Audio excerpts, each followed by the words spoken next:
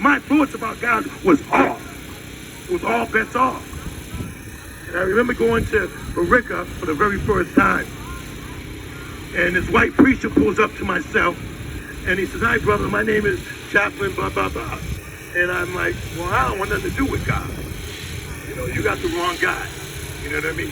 He said, "No, but I just want to let you know that if you need some time out of your cell, we have a little Bible study.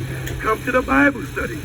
And I said, "I don't want nothing to do with God." A friend of mine who was a runner on the TSND, that's where we go and see everybody because we can't meet up with everybody. But in the chapel can meet up with people and see people from other units. So that's where I went. And I started hearing about God, and I'm thinking, maybe he get me out of jail because I have this case. Let me see if that'll work, right? So I started praying and faking like I did care about God. And reading the Bible and asking God to give me free me and let me get a suspended sentence so I can get back on the streets because I wasn't tired of doing my thing, right? Little you know, I ended up getting sentenced anyway. I'm going to speed the story up a little bit just to get to the good part because this is the good part where I'm living now. But it was been, like I said, 30 years of that. In and out of the penitentiary, man. Playing with God, saying, yeah, I hate God, I love God, I hate God, I love God. I love God when things are good, hate him when things are bad. About 5 years ago, I lost my mom, and I remember my mother used to talk about God all the time. And I remember standing on a bridge, and I just wanted to kill myself, brother. I just wanted to kill myself. I was out of crack. I had robbed everybody. The police were looking for me. Probation was looking for me. My family was looking for me. My sponsor was looking for me. Everybody was looking for me. And I was standing on a bridge. And all I wanted to do was jump off the damn bridge. The only person that ever loved me unconditionally was my mother. And when she left, I felt all alone. And this is a lady, right, that I would rob. This is a lady that I would rob. I would steal from. These drugs had me doing crazy stuff, man. My mother became my victim when she had cancer and she was in there. I used to steal her pain medication, crush it up, and sell it for dummy bags. I have to tell you the truth, man. I have to tell you what really happened. This disease had me so messed up, man. So I'm on a bridge, and I wanted to jump off. And it was a little voice that I heard that said I was worth it. I didn't know where it came from, but it said I was worth it. And I had nobody ever told me I was worth anything. Everybody told me I was a burden, not a gift. They didn't tell me I was a gift. This is the first time I ever heard that I was worth it. I got up off the bridge, and I like to tell you I stopped smoking at that time, but I didn't. I went right back to the street and started using.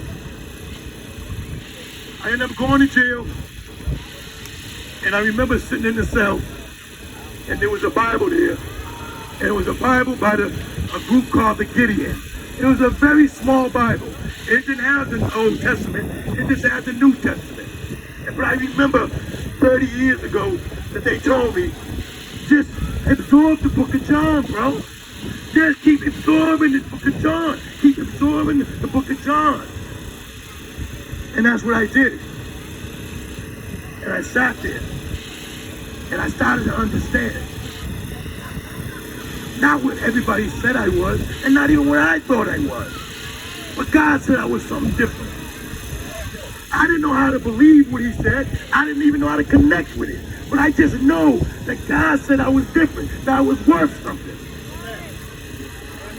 And I started getting on my knees. I started praying, and I asked God, if you're real, if you're real, make yourself real to me.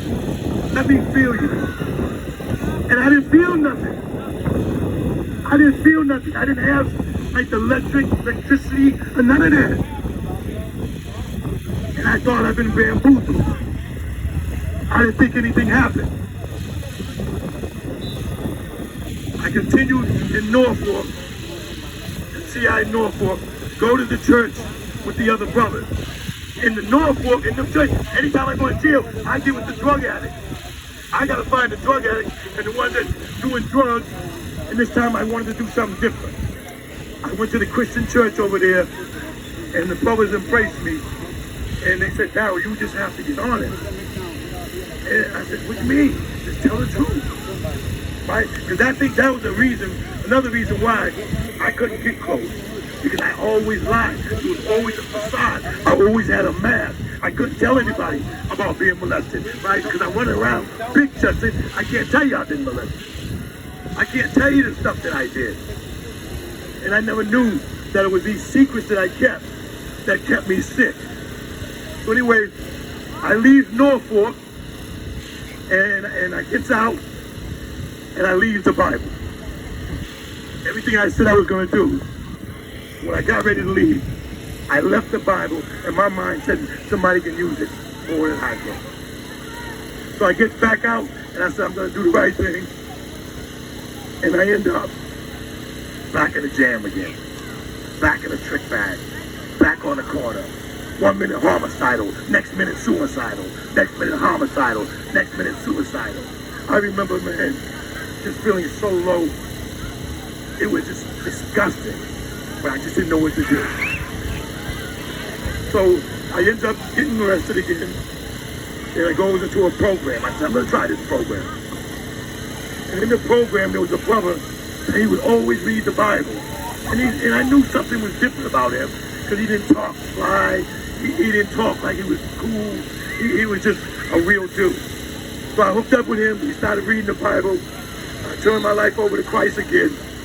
And this time, I promised with all my heart that I would serve him. And I would, it was a situation that was happening. My son was about to be born. We didn't know if he was going to live or die. And I just asked God that if you let him live, that I will serve you. And he did that for me. It's been almost 4 years serving the Lord. No jail. No criminal record. I work in the field. I help addicts. I help the homeless. I help anybody.